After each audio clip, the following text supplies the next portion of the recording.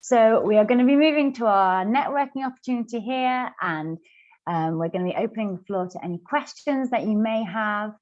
I think Rachel will hopefully be joining me on screen to do this. So let's see if we can go to sort of into a grid view and have a look at everybody. It might also be nice to have a bit of a group photo if people are up for it, because if I was at a physical event, I'd be gathering you all together and saying, let's have a group photo.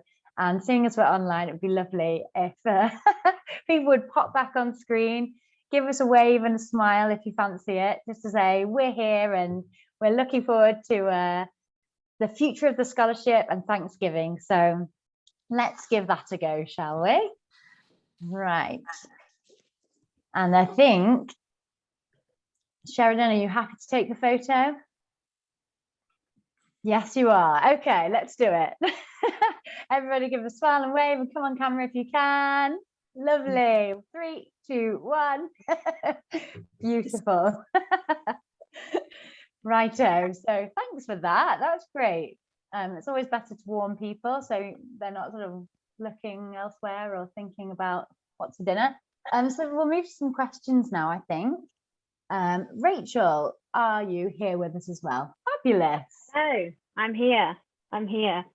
I've been sat in wonderment listening to all of that. You know, I've knew about your projects long before, guys, but to Miles and to Sam, never stop being amazed by what you've achieved, and I'm really excited to see what Zainal and Natalie get up to as well. I see we still have Miles as well, so I think it's probably a good place to start to see if anybody has direct questions for Miles and for Sam, or indeed advice for Natalie or for Zainal. Unsolicited but helpful, I'm sure. So if at any point you do have those things you want to contribute, there's Zoom, we all know by now, we've been doing it for 2 years, but there is a hand up function. So if you don't just want to come on your screen and shout out, if you pop your hand up, I will come to you. So any questions, do shout out. Until we have those, Sam, I know we ran out of time, but I'm super intrigued by the COP stuff. And I can't be the only one on this call who doesn't know what the blue room is. You're saying I snuck into the blue room. Please update us. What is the blue room? Yeah, sorry, I should have absolutely clarified. So COP was split into the green zone, which is like for the public, which was hard enough to get into, where there's lots of kind of exhibitions and lots of art and kind of informal stuff. And then the blue zone is like super hard to get into, where all the international negotiations are. And there's like a bunch of pavilions. So each kind of country has their pavilion and they're showing what work they're doing at national level. And then there's kind of the methane moment, and then like the health pavilion and the water pavilion and the what was it, the WWF. So, you know, it's like kind of like the really sought after official space. And yeah, it's really like everyone I spoke to when I was at the Fringe events was saying that I was the only person they known who'd seen the inside of the blue zone. So yeah, I did a good job at getting in there. Yeah. Oh man, incredible. Okay, well that answers that question. And I guess the other one I have on my lips, which is maybe a bit difficult to answer, but I'm going to ask you anyway, is having been there, how do you feel about kind of our prospects for tackling climate change going forward? Are you hopeful? Are you, I hope, hopeful and not still very concerned? Yeah, what are your kind of thoughts and feelings on that? I'm an optimist. I don't think there's any point in worrying about it. I just pour all of our energy into the solutions, I think. I'm also really lucky now, being in Bays, to be kind of on the inside of the net zero strategy. And at the moment they're doing these policy teach-ins. So the net zero strategy essentially like breaks down how we're going to get to net zero by 2050. And so the authors of each chapter are holding like half-hour sessions here and there, and they're just talking through, like they're kind of bringing it to life, which is great, and taking questions on it. So I'm very much kind of immersed in that. Like, are we going to go through the electrification route or the hydrogen route? Is it going to be blue hydrogen or green hydrogen? And I just feel like, yeah, it's happening. So yeah, that's my stance, is like don't chill out, like worry about it, but do something about it. Okay. And we all have, I think also we can all play a part, like whatever our skill set, whether it's fundraising, whether it's in business, whether it's doing a PhD, like every single human on this planet has a part to play. And so don't just think it's just for science or engineers, like it's scientists or engineers, it's literally everyone. Well, I mean, if that doesn't inspire you. Oh, okay, Miles, we have a question from Miles for Sam, and then Miles, I have questions for you. So well done on delaying those. So Miles says, is buying a new electric car worse for the environment than running an existing petrol or diesel? Is he greenwashing by buying a Tesla? And I'll add to that I know that there's a lot of variables in that. It depends how old the car is, but I wanted an inside info as to whether, because I know there's a lot of manufacturing that goes into making a new car and all the miles of shipping those lithium-ion batteries around the world that are super heavy. So just a top-down approach. I'm not going to hold you to it. I'm not going to bring you in the Tesla garage and tell the salesman I'm not buying one because Sam said it's worth the environment. But I'm really interested what the inside info is. Is it actually worth getting one at this stage, or is it better for the environment, should I say? Yeah, that's the government policy anyway, is like absolutely get an electric vehicle. And I think, yeah, that's just emissions alone, and even better if you do have like solar panels that you're charging it up with, etc., etc. But that's like the actual kind of like emissions side of things, but the message that you're sending to all of the people that you meet, and like promoting it for kind of future and normalizing it, that's like absolutely invaluable and much harder to quantify, but really important as well. That's my opinion. I love that. That was a very insightful answer that I wouldn't have thought about. Of course, it's not just doing it, but it's the impact that others start questioning their emissions and whether they should do it. And do you know what? The reason why I'm thinking about it, my business partner in Square One's just bought a Tesla and is making so exactly what you said is happening. So that was very insightful, and I'm glad I asked that question because I wouldn't have thought of that. Excellent. There you go, free carbon neutral advice for you all this evening as well. I see we have another question from Francois in the chat. Says, thanks for the inspiring talks. I was wondering if the scholarship could be used to fund training or academic research for a couple of months. I think I can answer that question. We wouldn't directly fund, for example, like a master's or a PhD project. So if you're already connected to a university through that, we wouldn't fund that. We fund independent projects. That said, there's no reason why you couldn't conceive of it as an academic project, if that makes sense. If that's how you wanted to view your scholarship, you know, you wanted to go away and pick up some academic insights for use in academia, and you're an independent person, then I think that would be allowed. But in at any point, if I'm getting this wrong, Russ, Mick, but my understanding is if you're already attached to a university, that's not what the scholarship is for. It's a separate entity. But we have another question from Francois as well. It says, Sam, as a scientist, thank you. I would add that most of the work has to be done outside of STEM. The environmental transition is first a social and political challenge. So there we go. Okay, more of a comment. Okay, great. A question from Mick for Miles. Miles, are you in contact with the Association of Adult Social Care? And Sam, have you been introduced to the environmental agenda that the local government association runs? I guess, Miles, to you. Yeah, no, I haven't. Generally speaking, though, as a rule of thumb, there is so many fantastic organisations and charities out there, and I'm not going to put them all in one basket because I'm welcome to be introduced to any of them.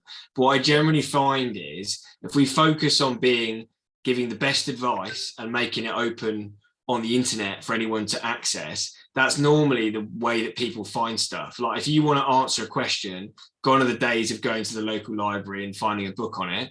People Google it. So what we try and do is create really good, not salesy content that genuinely helps people who've got elderly loved ones or just people they're caring for. And then guess what? When they search that question in Google, what do I do when dad goes missing? We're there. And actually, it's a good example of that is we've just done a free ebook on the guide to wandering. So people with dementia that go missing. It's a bit of a niche, as I said earlier, not that many people know about it. There's a lot of old information, lots of dangerous information, like people saying lock the door.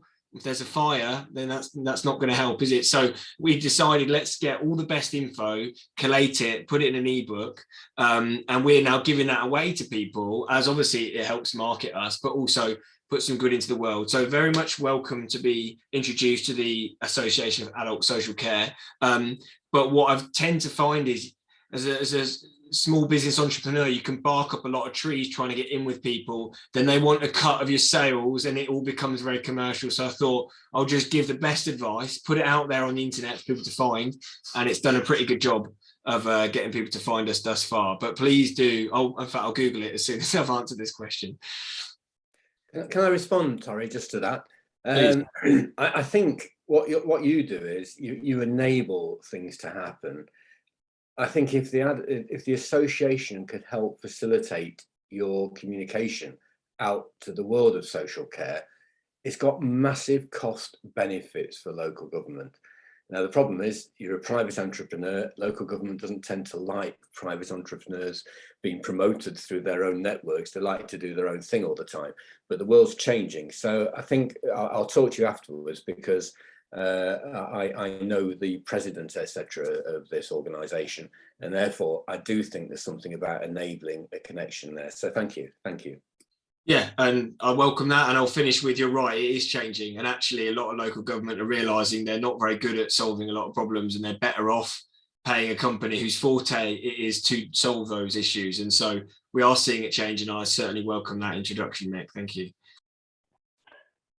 Tori, I'm so sorry. I have just spotted your hand up, so I'm guessing you have a question. Please do ask it. I do. Me Sorry, again. sorry. Sam didn't respond. Oh, sorry. Go ahead, Sam. Sorry, yeah, I think I've come across LGA in my current role, actually. I think they had a campaign called Pass the Planet, if I'm thinking of the same organisation. So, but I haven't connected that up with kind of the local authority work that I used to be doing. So if you were thinking, Mick, about the kind of USDN idea of having a network of sustainability professionals, that might be a really good avenue. I did reach out to UK 100, who are kind of a similar style organisation, and they were really keen on the idea of creating a network. But yeah, they just dragged their heels, and by the time they kind of got around to it, I'd moved jobs. But again, like Miles, really keen for any introduction, and would love to speak with them if you have a good contact. Thank you. Lovely. I'll step back in. So my question was to Miles, actually, and I wanted to say that, you know, it's great to see your success, and it's great to see how the scholarship really helped you build on your already, you know, great ideas and seeing the gaps in the market.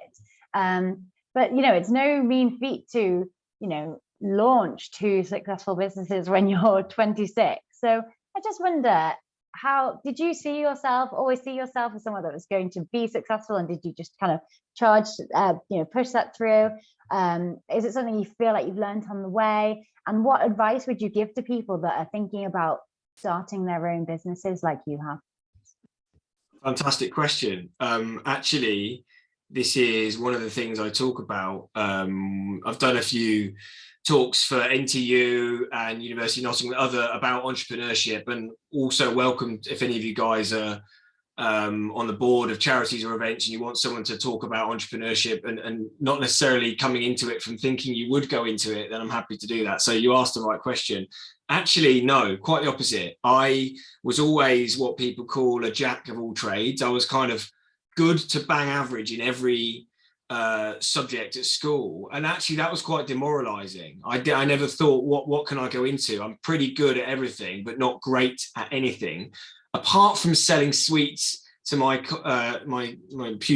fellow pupils at school. But that never dropped you know, the light never came on, and it should do. My sister's a teacher, my mum's just retired from being a teacher, my sister's a primary school teacher, and on their enterprise day, guess what they did? They designed the uniform for the employees in their imaginary company. There couldn't be anything more useless than designing a uniform. That's not what you're going to do in the world of business. So you hit an important light there, and something I'd like to do if one day I exit Tech Silver is to do something similar to what Peter Jones did and have some kind of enterprise education facility that can pick up people, particularly those from less advantaged backgrounds, who might end up falling into selling drugs using their entrepreneurial skills rather than selling phones to the elderly. I mean, let's be honest here, right? Entrepreneurs are entrepreneurs. What they sell is irrelevant. So I'd much prefer to spot those people and say, no, there is another option. You don't have to go and work for PwC. You don't have to become a doctor or whatever people say are the normal routes. You can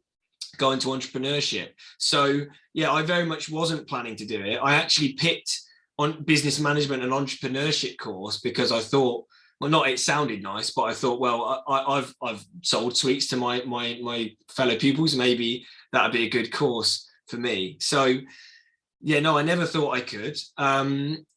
Sort of how was I able to do it? And this is getting a bit philosophical, but it's really important if any of you have kids or are thinking of having kids. Unwavering self-belief, thanks to a fantastic upbringing. My parents really loved me and cared for me, and they took me to sports and they read to me from a young age. And my dad talked to me about biophysics when I was 11 in the car, you know, and like treating me like an adult. I'd sit at the dinner table and not be sat on the kids' table with a tablet shoved in my hands.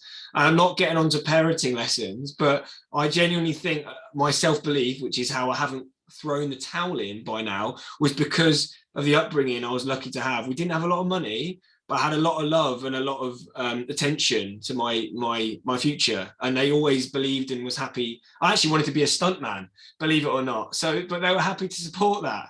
They weren't trying to pressure me to become a GP or something else. So that's how I've managed to do it. And no, I wasn't always planning to become an entrepreneur, quite the opposite. Advice, again, a really good one. And I've had this prepared. If you think about business or any entrepreneurial journey, really, it's just a series of conversations, right? Or whether it be your first customer, your suppliers, your accountant, anything else, it's just a series of selling yourself. Basically, you're selling you, because before you've got a brand, a logo, a website, or anything else, you're the business. And so the biggest bit of advice I could give someone is believe in yourself, learn your concept inside out, be ready to pitch it at the drop of a hat, like an elevator pitch at any moment, because you never know who you're going to bump into. And if you are an introvert, and you're like a coder and you've come up with this incredible new algorithm, find a co-founder who's an extrovert who can sell your idea, and you'll work perfectly together. But essentially, and I guess I can round up this point with my US opportunity. Mike, who is the global sales director of that GPS watch company, has given us exclusivity in the United States. We're a UK business with no American company, no American customers, and to be honest, way out of our depth. So I was pretty flabbergasted when he offered me that. But you know why he offered me that? Because he believed in me. And part of that is because we spent the time to get to know each other. I took him out to Brown's in Nottingham. We talked about life and we bonded. And he actually thought, you know what, this guy, even if he's got a long way ahead of him, I could tell he believed in me and believed that I could do it. And so people buy from people, nurture those relationships around you, get to know someone's kids' names, get to know what they're into, and really get to know them, not just on a surface level. Believe in yourself and practice pitching who you are and what you do to the point where it can roll off the tongue at the drop of a hat. And that is how you get to be successful in business. You can pay someone to do the accounting, the branding, the website, the kitchen, and just about anything else, but you can't pay someone to be you, to be an authentic founder. And so that is the biggest bit of advice I would give. Be authentic, learn your concept, learn yourself, and be ready to pitch it at the drop of a hat. Silent clap. Yeah, it's not quite the same as a physical event, is it? But I felt it. Thanks, guys. I felt the clap. I think you've sold us, Miles. If anybody needs to buy anything, Miles is your guy, I think. I guess I'll quickly follow up on that, actually. I did have a question for you, Miles. Do you now see yourself expanding a physical business into the US? I know you said that you'll have 11 staff out of Nottingham and Nottinghamshire, which is incredible in itself and a real testament to the scholarship. But it looks like that's the way it's going, with Grandpad based there, with your new watch partnership over there. How do you see that going into the future over the next few years? Yeah, so in short, yes. And again, let me come off why those relationships are so important. So Scott, the CEO of Grandpad, who I met in that hotel in Houston, who again, Vodafone were the other company who were going to sell GrandPad in the UK, and he went with Tech Silver. So I was, again, pretty amazed by that. I reached out to Scott and said, I'm going to be transparent with you. We're launching in the US. And I was concerned that he might think that's not a good thing. You know, I'm his UK and Ireland reseller. That means he could take the standpoint, Miles is going to take his eye off the ball. You know, we need to find another partner who's purely focused in the UK. But he took the exact opposite approach. Do you know what he did? He introduced me to his ex-FD, who is now going to be helping us grow in the US, helped us register a company, helped us navigate the banking system and all sorts of other legal and financial standpoints. He put me in touch with Acer, the computer company, the huge Taiwanese computer company. They're an investor in GrandPad, but they actually distribute the GrandPad across the US from their fulfillment center in Temple, Texas, just outside of Austin. And guess what he said? I'll introduce you to them. And now they are our fulfillment center. So they're distributing the Tech Silver watch across the US. I spent a few days in Temple with the guys, fantastic, really Southern hospitality, great Texan people.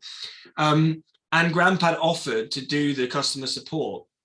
In the end, we realized it was better to keep that in-house. And that's why I'm hiring those people in the UK.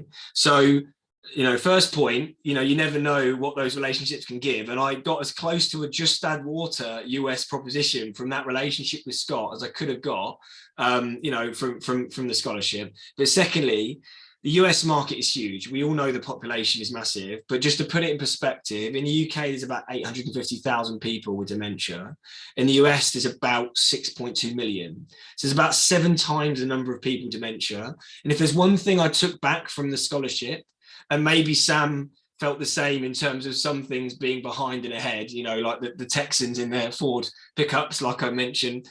And that was actually the US is quite behind when it comes to technology-enabled care. You've got your Googles, your Facebooks, your Amazons, but then there's a massive gap between that and the SMEs who deliver what we do. So they've got 6 to 7 times the market and much less supply. So there's hardly any competition.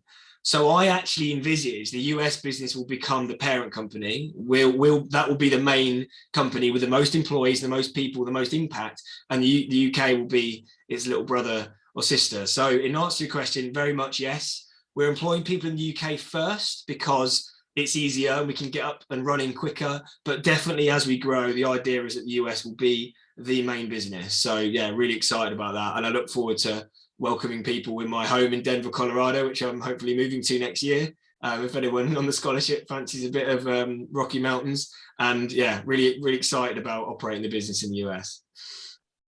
You heard it here first, folks. This is recorded as well, Miles, so we're going to hold you to that for our future scholars. If you've seen the house prices in Denver, they might have to sleep on the sofa. I'm just putting it out there as that's recorded as well.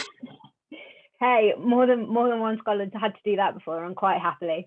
I see actually, maybe to wrap us up because we're approaching the end here. There's a great question from Mick, and I know we have a few scholars on the call, and potentially, you know, a few future scholars maybe. But Mick's question here is: we've got over 150 past scholars, and how do we better engage with them? This is something we've been asking as a management committee. So if we do have anybody on the call who has ideas about, you know, ways that we could better reach out either to you or to fellow alumni, please do shout up. We do our best, but we're a energy rich but time poor team. So if there's ways that we could be better using our efforts to reach you, pop it in the chat, pipe up on here, that would be great. I guess just lastly, I'll maybe give an opportunity to Zaymal and Natalie here. You'll be leaving imminently, I understand. This might be a good opportunity for you if you have any questions. You've got a roster of previous scholars on the call here. Are there any questions that you have, or anything that you think you might benefit from asking of people who've been there and done it? I was actually just typing into the chat that I really need to go because I was meant to be somewhere. But I think I'm just really looking forward to getting to know more of you over the next, you know, months and years. And if anybody does have any advice or suggestions, I mean, the thing I ask every scholar I've met, and I've had loads of scholars reach out to me as well, which is just amazing, is how do you manage to, you know, get your list to a manageable size and make it something that's a good balance. And that's something I've asked everybody, and I've had lots of really useful tips from that. And if anybody wants to share on that again, that would be really great, because I feel like that's my biggest challenge right now, is definitely that prioritization. I can probably help with that. And think about what I was just saying about that relationship with Scott. I mean, really, that's one meeting in my scholarship has had the biggest impact, but that's because I was able to spend more time with that person. So you're in danger of overdoing it and not getting a deep relationship and deep connection with those people because you're just rushing it. So maybe pick the ones you think are most important or have the most opportunity.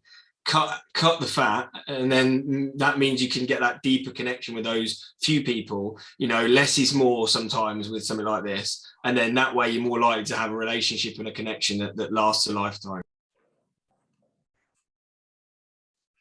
Yeah, I'll just kind of jump in there. I was going to ask something very similar to Seymour. I guess this is less of a question and more of a confirmation that I've made the right decision. So I think I initially planned to have quite a few different locations that I was heading to, and when I've kind of disclosed them to people, they've looked at me with shock and fear on their faces. So I've started to kind of scale back. So in those 6 weeks, I think I've kind of scaled it back to 6 different states that I'll be visiting, because I really want to spend some time there and have time to not just kind of embed myself into the organization or company that I'm visiting, but also give myself that space to, you know, if I'm introduced to other people, and kind of explore. So I suppose I just want to hear from other people's experience. I know, Sam, you kind of said that you kind of, looking back, think that you could have done less, but also you wouldn't change it. But I just wanted to kind of hear from other people. Did you feel like you did too much or too little? I'll let other people answer this because I've answered everything else. I mean, for myself, I think some of it you will find naturally works itself out. So some things, even with your best intentions, you'll reach out to people and they won't get back to you. So some of it naturally gets weeded away just because you can't make it happen. So I think the thing is to kind of jump off of what Miles said a little bit. My experience is some of it is trusting your gut. So you might have a meeting or an engagement that you don't necessarily know will go anywhere, and you have that meeting and realize, oh gosh, I should spend more time here, or I should keep in contact with that person, or I should loop back round and see them again before I leave. And I would say trust those instincts. I think every past scholar you're not going to be able to anticipate everything that happens to you. It's impossible. And some of the best stuff that happens to you, you would never have guessed. So you have to kind of go with it. Thumbs up from Russ. Yeah, you have to go with it. I think your trip will unfold for you. So even the best laid plans will fall a little bit by the wayside. But feel free to contradict me, anybody else. I'll add to that a really good bit of advice Russ gave me, which ended up being expensive. It's an expensive luxury, but try not to book all your travel in advance, because you might meet someone and they're like, oh, we're going to Yosemite. Like, do you want to jump in the car? And like, that's the kind of magic you can do on these trips. And if you've, I've got a flight to Houston in 2 hours, sorry, it just becomes more clinical and just like a business trip. So if you can, try and give yourself a bit of leeway. It is an expensive choice, and allow yourself to go with the flow, because that's kind of the magic of this trip, you know. Cool, thank you. Amazing. We're over our time, I realise now. So Tori, shall I hand back to you to wrap up? That would be great. Yes, sorry, we're a few minutes over time, but it's been so good to be with you this evening. And thank you for your generosity and time, and for everything you do. You know, the advice that everyone's given tonight, but any, you know, way that you support the scholarship with connections and financial donations and enthusiasm, which is the lifeblood of this scholarship. It means a lot to all of us. So thanks so much to our speakers tonight, Mick, Miles, Sam, Natalie, and Zaymal. Unfortunately, she had to go away. And Sheridan, thank you for supporting behind the scenes tonight. It has been a great event, I think. So I just want to take this opportunity to wish everyone a great Thanksgiving if you're celebrating. Please enjoy Christmas and have a wonderful and peaceful new year into 2022 from all of us at the Roosevelt Scholarship. Thank you so much.